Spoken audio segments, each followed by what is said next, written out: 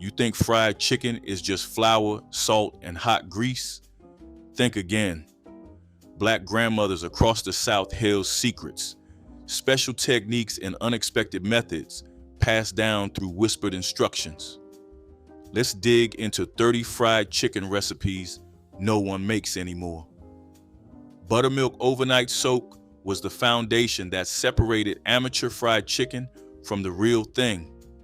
Chicken pieces were submerged in thick buttermilk mixed with salt and sometimes hot sauce, then covered and left in the icebox overnight.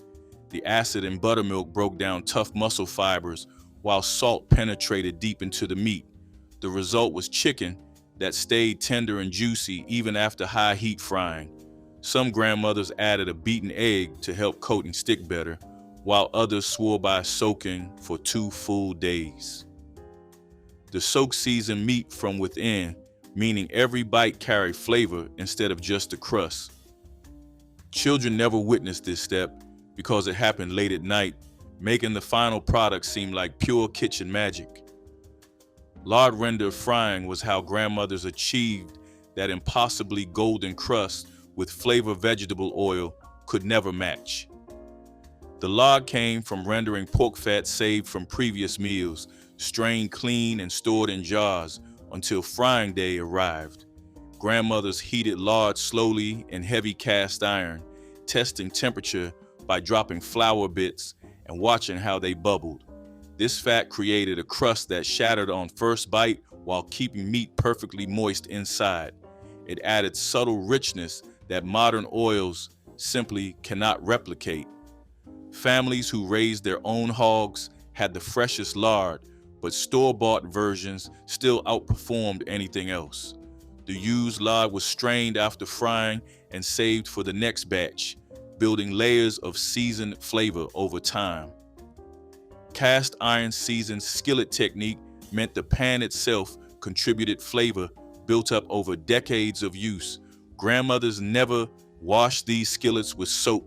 They wiped them clean, heated them dry, and rubbed them with oil to maintain the black coating. The seasoned surface created natural non-stick properties that let chicken release perfectly without tearing the crust. Heat distributed evenly across the heavy bottom, eliminating hot spots that could burn some pieces while undercooking others. Some grandmothers used the same cast iron their own grandmothers had cooked in, making each piece a connection to generations past. The pan's weight kept oil temperature stable when cold chicken was added, preventing the soggy crust that came from temperature drops. Double dredge coating method created the thick, craggy crust that made church fried chicken legendary among congregations everywhere. After soaking in buttermilk, each piece was dredged in seasoned flour, dipped back into buttermilk, then dredged again before hitting hot oil. This double coating built layers that fried into ridges and peaks of golden crunch that shattered beautifully. Grandmothers worked quickly to prevent coating from becoming gummy, keeping one hand dry for flour and one wet for buttermilk throughout the entire process. The technique required practice. Too light a touch and coating fell off, too heavy and it became dense and chewy. Some added cornstarch for extra crispiness, while others insisted pure flour was the only proper way. Church social bird was fried chicken, prepared specifically for after-service gatherings where reputation was at stake. These chickens were selected for uniform size, so every piece cooked evenly, seasoned generously, because food would sit on tables for hours. Grandmothers started Saturday night soaking birds and mixing seasonings, so Sunday morning meant only coating and frying. The chicken was fried darker than usual to stay crispy at room temperature, packed in towel-lined baskets rather than covered containers that trapped steam. Every grandmother had competitors at these gatherings, and empty platters told who won. Children learned early that taking from another family's basket was serious violation.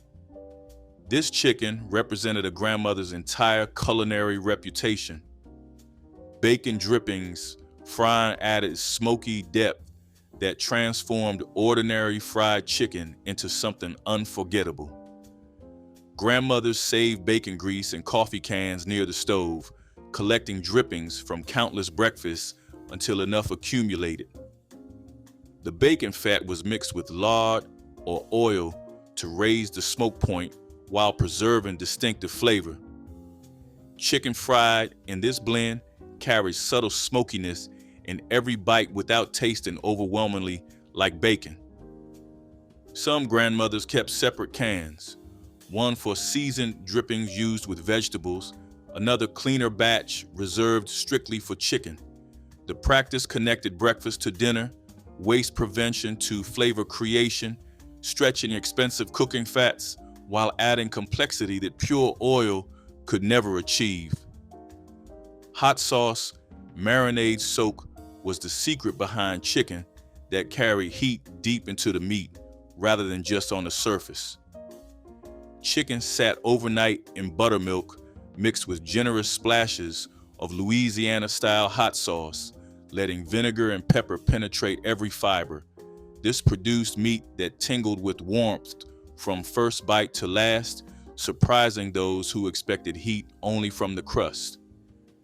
Grandmothers adjusted amounts based on family preferences, making milder batches for children while preparing spicier pieces for adults. The vinegar also tenderized, working alongside buttermilk for impossibly juicy results.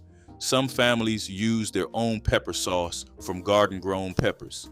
The technique proved seasoning worked best when given time to develop. Cornmeal crusted variation created a grittier, more rustic coating that crunched differently than pure flour versions. The dredging mixture combined fine cornmeal with flour in ratios that varied by household, some preferring half and half, others using just a quarter cornmeal.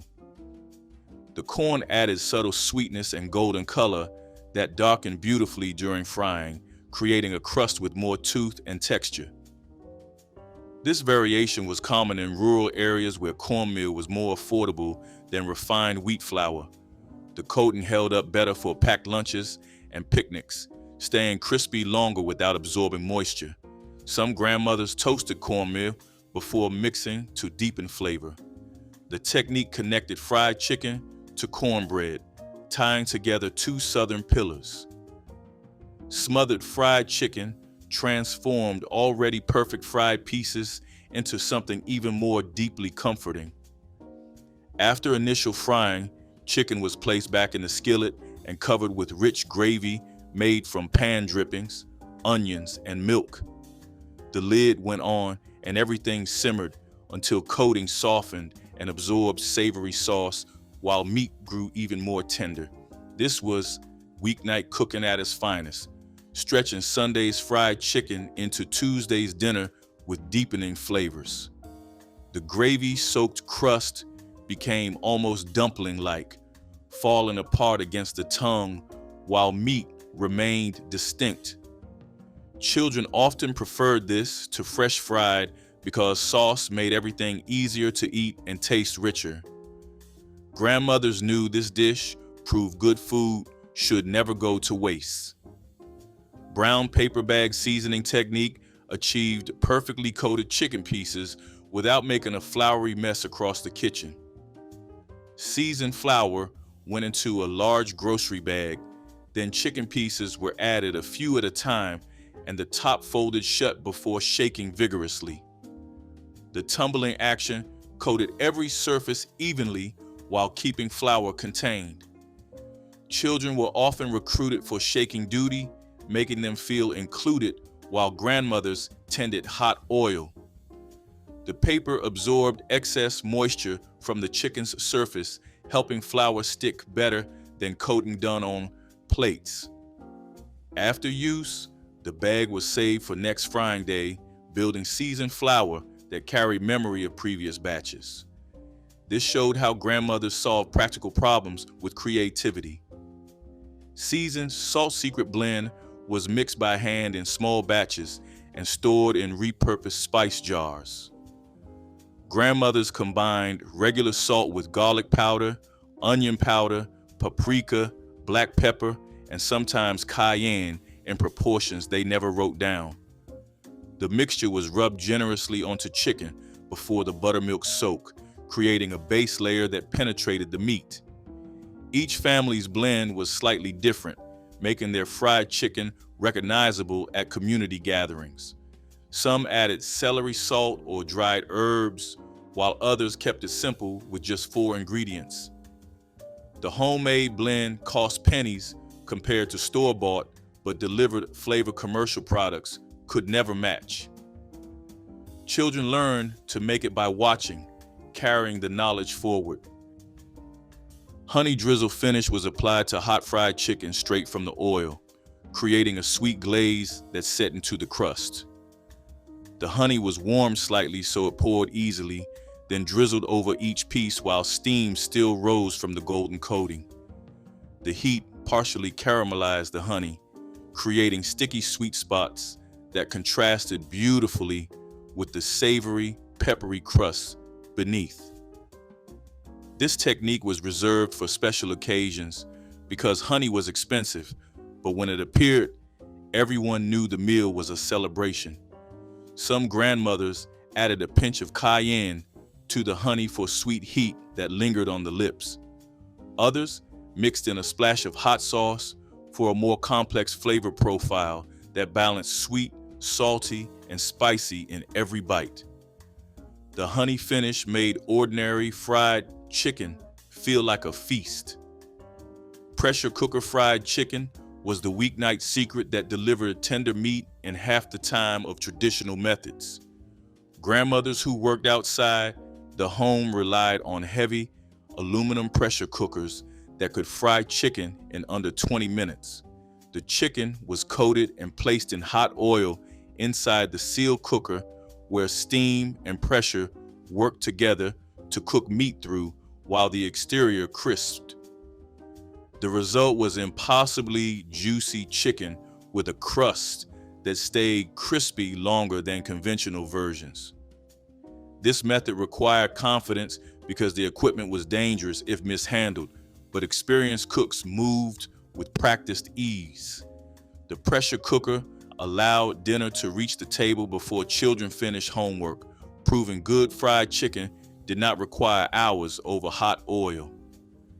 Pickle juice, brine, was the unexpected tenderizing secret borrowed from pickle jars that would otherwise be discarded. Chicken pieces were soaked in the leftover brine from finished pickle jars, letting the vinegar, salt, and spices work overnight.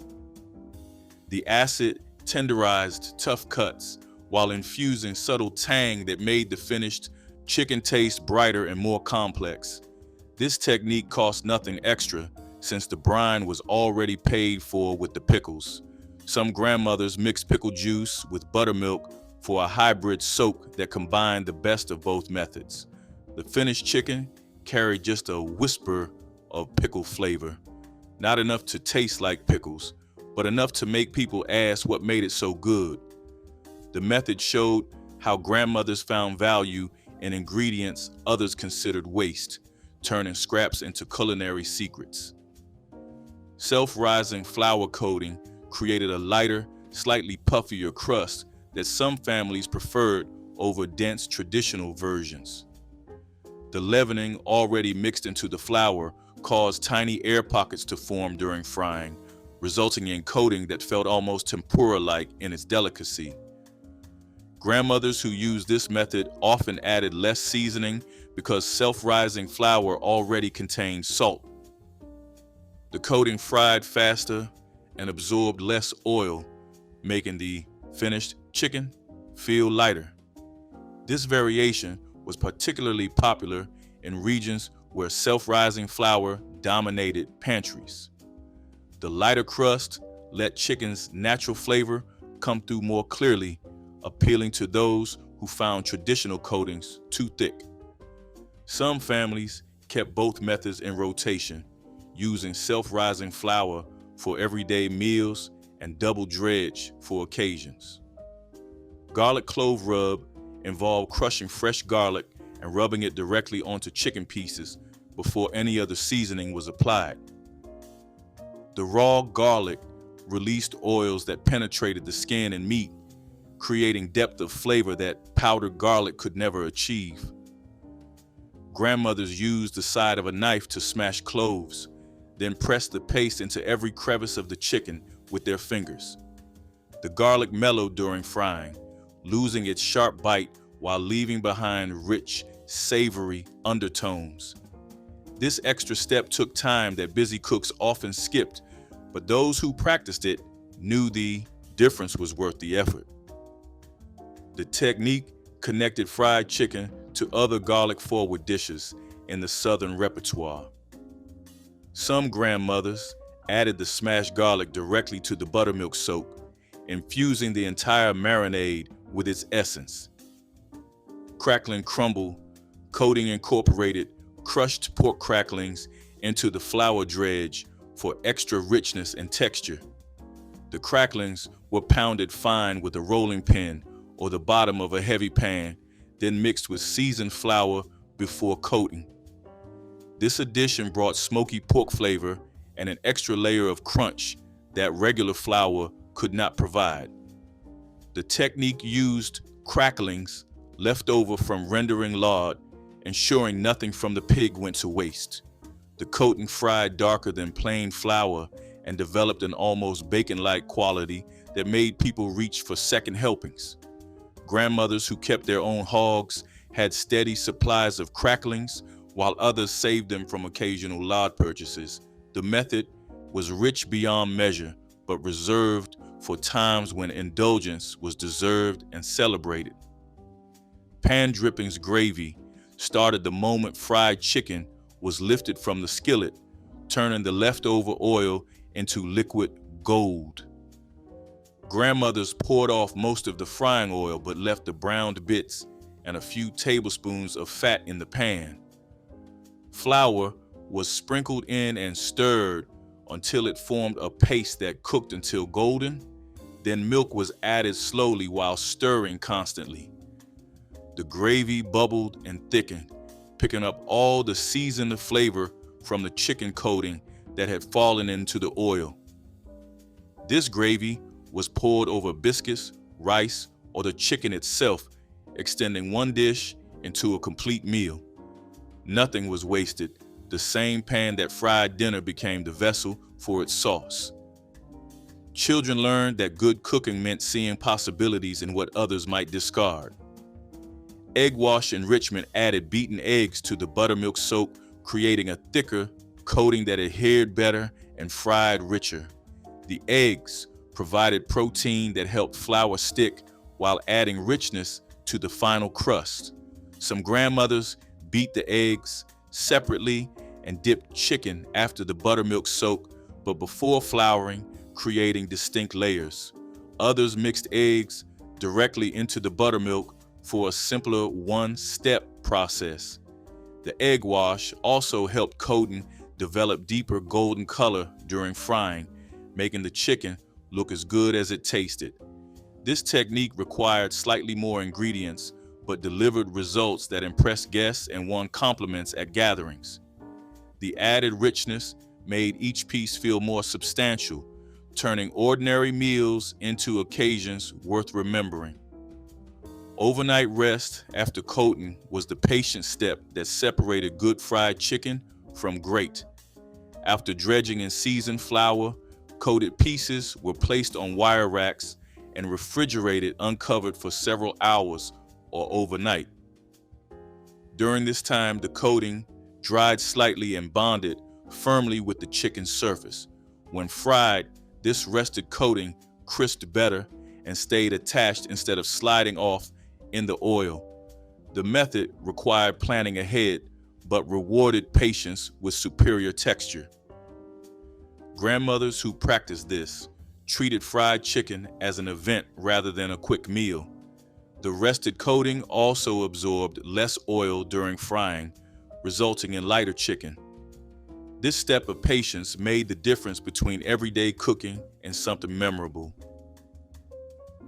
Paprika heavy seasoning gave fried chicken its signature reddish gold color that signaled proper preparation from across the room. Grandmothers used paprika generously in their flour blend, sometimes adding as much as 2 tablespoons per cup of flour. The spice provided color more than heat, though some used Hungarian paprika for deeper flavor and complexity. The coating emerged from the oil with that distinctive hue that made mouths water before the first bite was taken. Beyond appearance, paprika added subtle sweetness that balanced salt and pepper in the seasoning blend. Some grandmothers mixed sweet and smoked paprika together for complexity that kept people guessing about the recipe. The visual impact mattered because fried chicken was often judged by color before taste, and that deep golden red announced expertise. Buttermilk fried chicken livers were the cook's reward, prepared alongside the main bird but eaten quietly in the kitchen before anyone arrived. The livers were soaked in buttermilk to mellow their mineral intensity, then dredged in the same seasoned flour used for chicken pieces. They fried quickly, becoming crispy outside while staying creamy and rich inside with concentrated flavor. Grandmothers often ate these standing at the stove between batches, a private indulgence that children rarely witnessed. The livers were considered too strong for young palates and too precious to share widely. Those who acquired the taste considered them the best part of the bird, worth the extra effort. This tradition showed how grandmothers found moments of pleasure within the labor of feeding families, turning kitchen work into quiet celebration. Onion powder, heavy blend, created a sweeter, more aromatic coating that distinguished some family recipes from others in the community. While most grandmothers used onion powder sparingly, some made it a dominant note in their seasoning mix that set their chicken apart. The powder caramelized slightly during frying, adding depth that straight salt and pepper could not achieve on their own. This variation was particularly common in families with roots in regions where onion-forward cooking was tradition. Children raised on this style often found other fried chicken bland by comparison, their palates trained to expect that subtle sweetness. The onion powder also helped coating brown more evenly, contributing to both flavor and appearance. Some grandmothers combined onion powder with dried onion flakes for texture variation.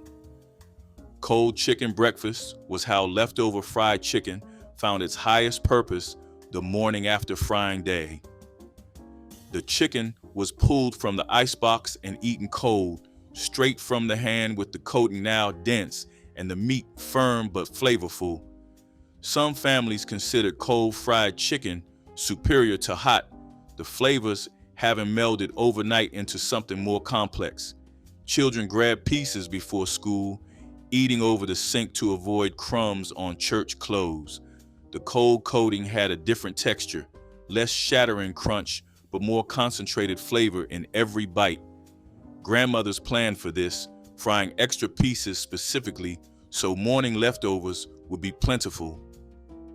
This tradition proved that good fried chicken was designed to last beyond a single meal, nourishing families across multiple sittings. Cayenne kick variation added serious heat that made certain family recipes famous within their communities and beyond.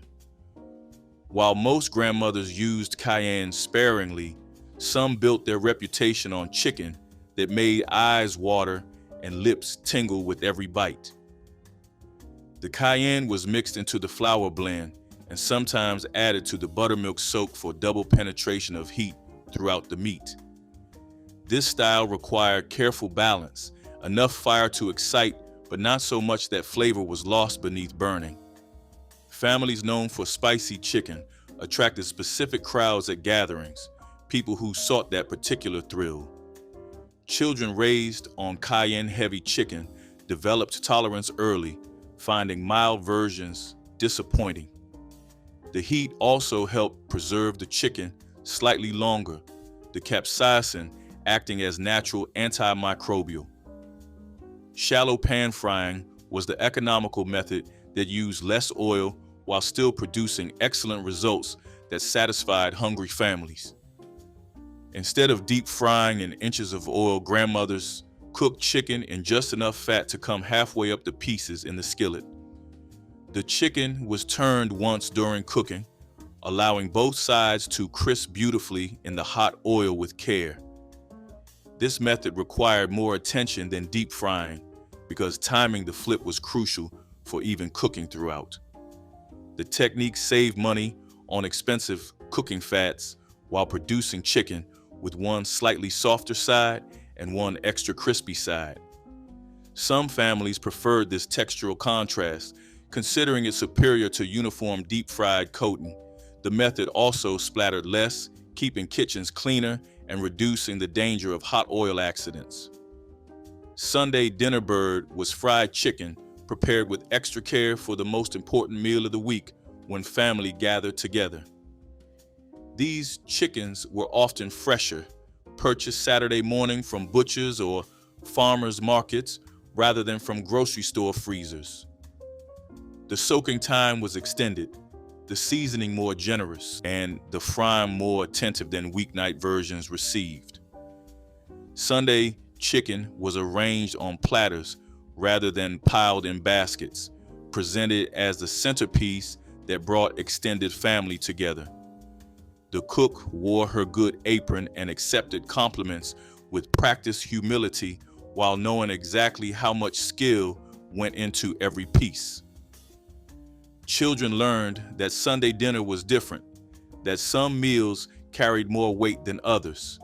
This chicken represented love made visible through extra effort and attention. Neck and back pieces were the economy cuts that fed families when whole chickens stretched thin across too many hungry mouths at the table. These bony pieces were fried alongside premium cuts, but claimed by adults who left drumsticks and thighs for children. The meat was harder to eat, requiring patient work to pull from bones, but the flavor was concentrated and rich with every small bite. Grandmothers often ate these pieces themselves, insisting they preferred them while ensuring children got the easier portions.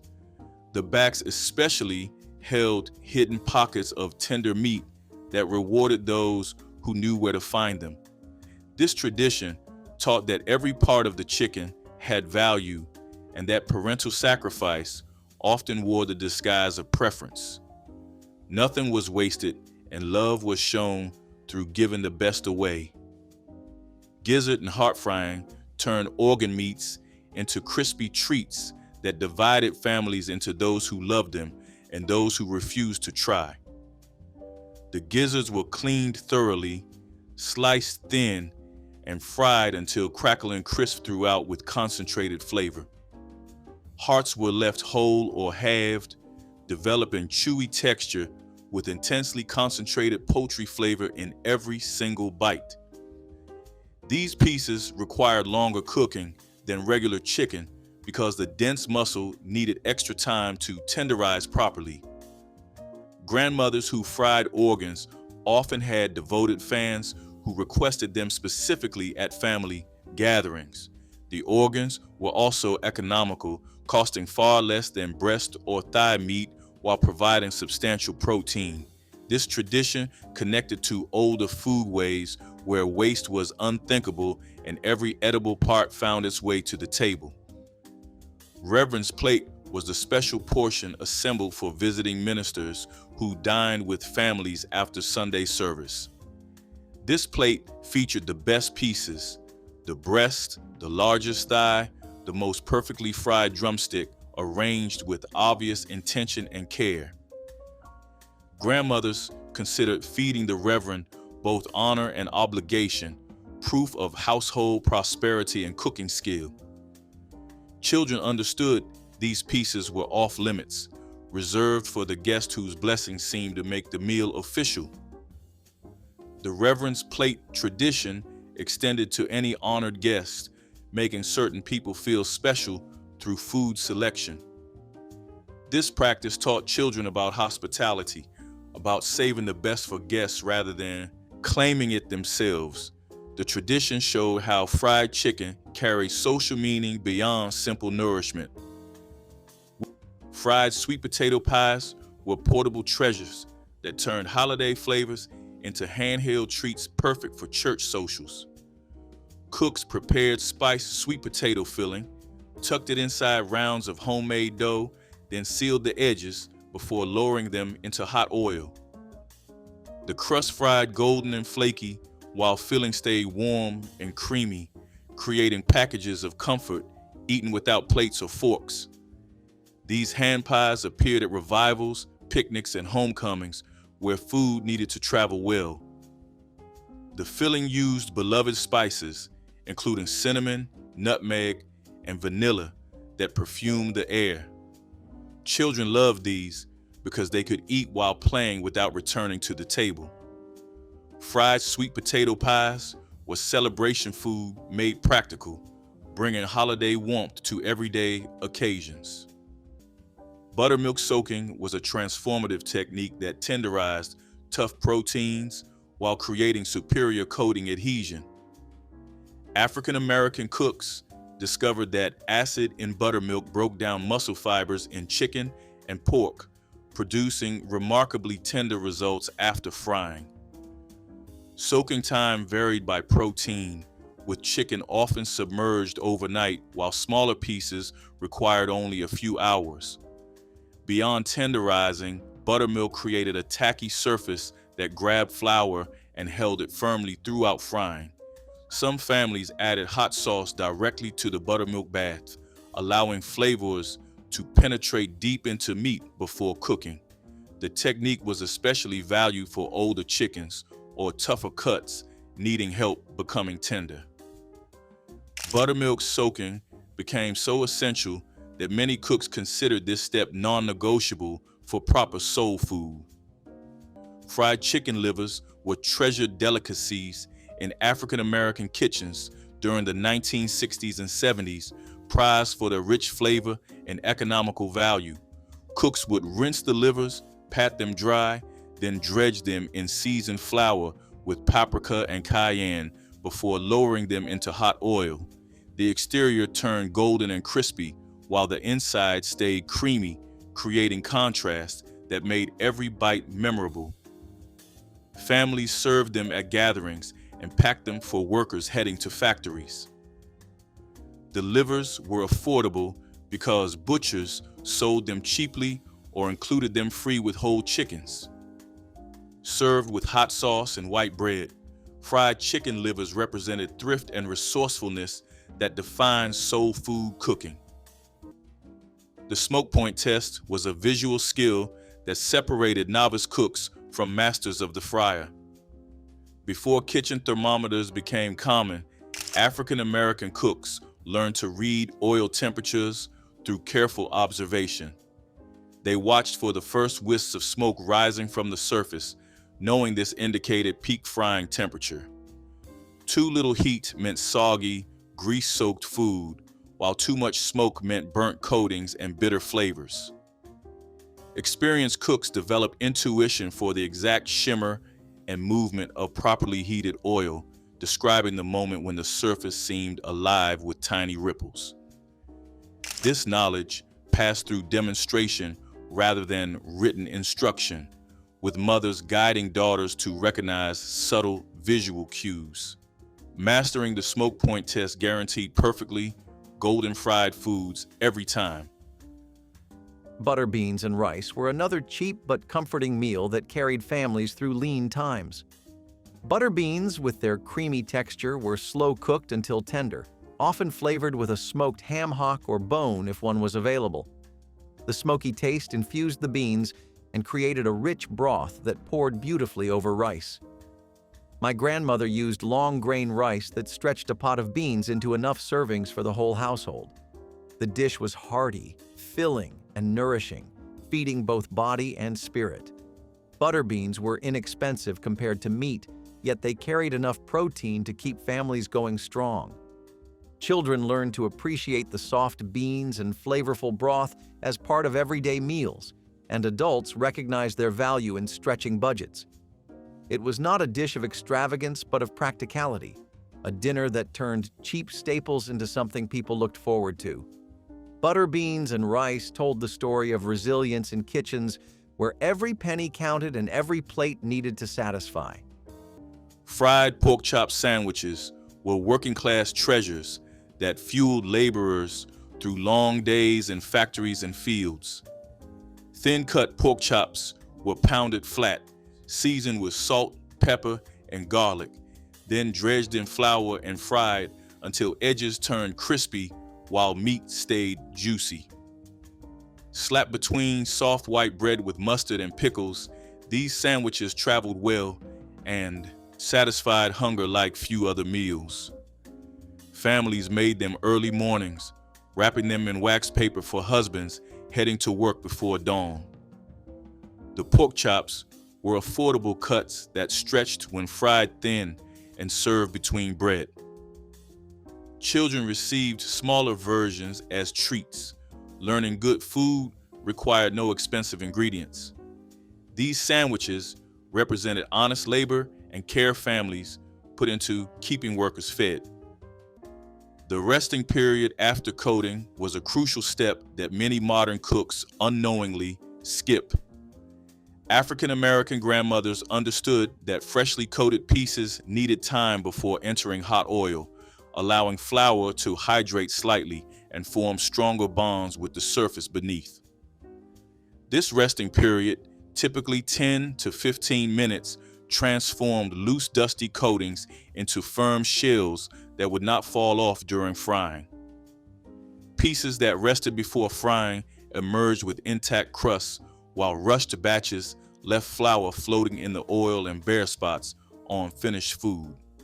Some cooks placed coated pieces on wire racks during this waiting period, while others used wax paper-lined trays. The patience required contradicted the desire to eat quickly, but those who honored the resting period were rewarded with perfectly coated fried foods. Fried fish roe was a springtime tradition that brought excitement to African American tables when rivers ran full and fish were spawning. The roe sacks were carefully extracted, rinsed gently, and seasoned with salt and pepper before being dredged in cornmeal and lowered into sizzling lard. The coating turned crispy while the roe inside became firm yet slightly creamy, offering briny richness unlike anything else. Families near rivers considered this a seasonal treasure available only during spawning months. Children learned to appreciate its unique texture, watching elders prepare it with reverence passed through generations. Fried fish roe was often served alongside grits and eggs for breakfast, turning morning meals into something special. Sorghum syrup biscuits with milk were the kind of dinner that showed how families found sweetness even in struggle. Sorghum syrup, cheaper than sugar, was kept in jars that seemed to last forever, poured generously over hot biscuits fresh from the oven. My grandmother baked the biscuits with flour and lard, ingredients that could be stretched and shared across multiple meals. Once the biscuits were ready, she split them open, drizzled them with syrup, and served them with cold milk poured into glasses. It was simple but filling, providing enough energy for tired workers and growing children. The sweetness of the syrup turned plain flour biscuits into something that felt like a treat, even if it was just supper. In the 1960s, this kind of meal reminded families that comfort did not always need meat or elaborate dishes. It was about making do with what was on hand and finding joy in it. Sorghum syrup biscuits with milk were a reminder that sweetness could soften the edge of hardship. Double-dipping batters created the thick, craggy crusts that made 1960s fried chicken legendary. The technique involved coating pieces, first in seasoned flour, then dipping into beaten eggs or buttermilk, and finally returning to flour for a second coating. This layered approach built crusts of remarkable thickness that stayed crispy long after cooking. Some cooks varied the second coating, using cornmeal or crushed crackers instead of repeating flour. The resting period between dips was equally important, as rushing resulted in batters that slid off during frying.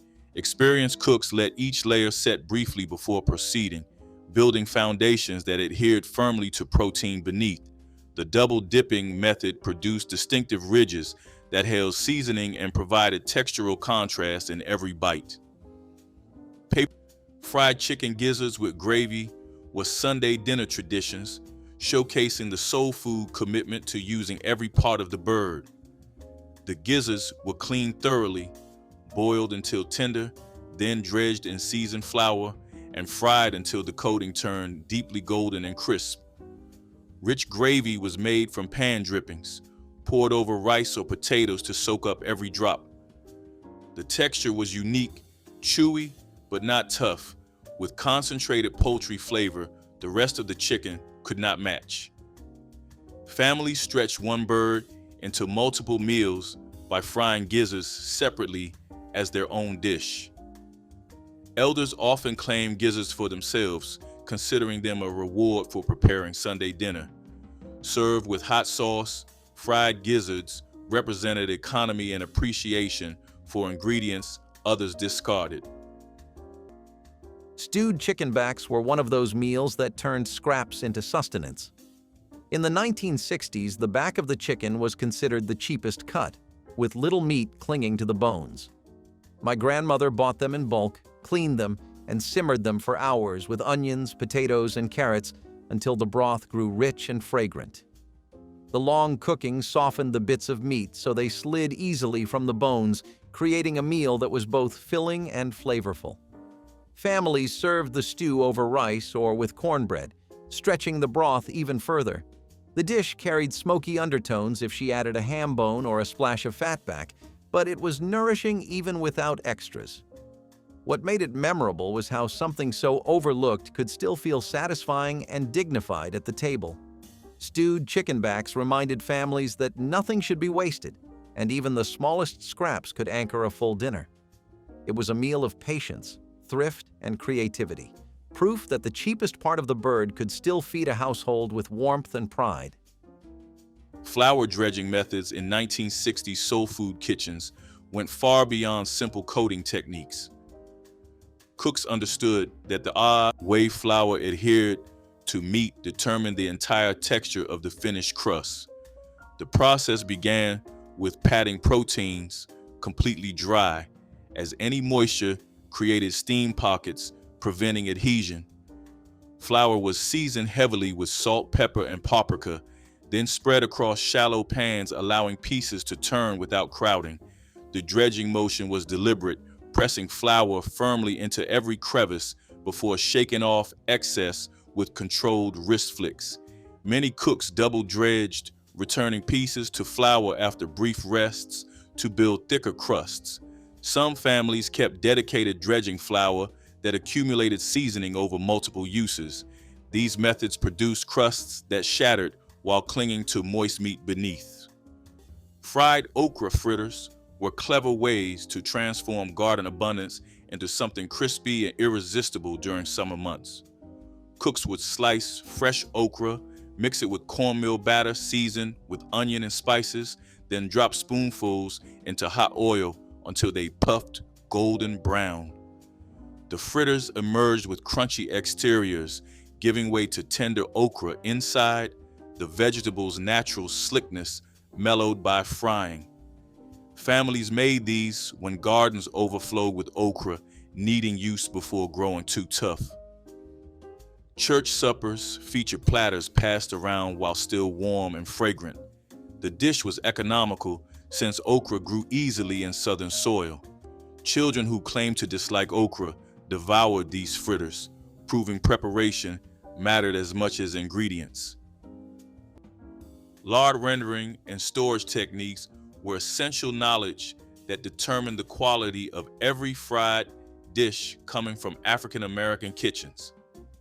Families acquired fresh pork fat from local butchers, cut it into small cubes, and cooked it slowly over the lowest heat for hours. The process required constant attention, stirring regularly to prevent scorching, while fat liquefied into pure white liquid gold. Once rendered, lard was strained through cheesecloth multiple times to remove crackling remnants that could burn during frying. Storage was equally precise, with families keeping rendered lard in ceramic crocks or glass jars in cool cellars where it remained fresh for months. Some households added salt to extend shelf life. This homemade lard produced fried foods with flavors that commercial shortenings could never duplicate. Which forgotten fried chicken recipe did your grandmother guard closest? Drop it in the comments, hit like, and subscribe for more dishes that deserve to be remembered.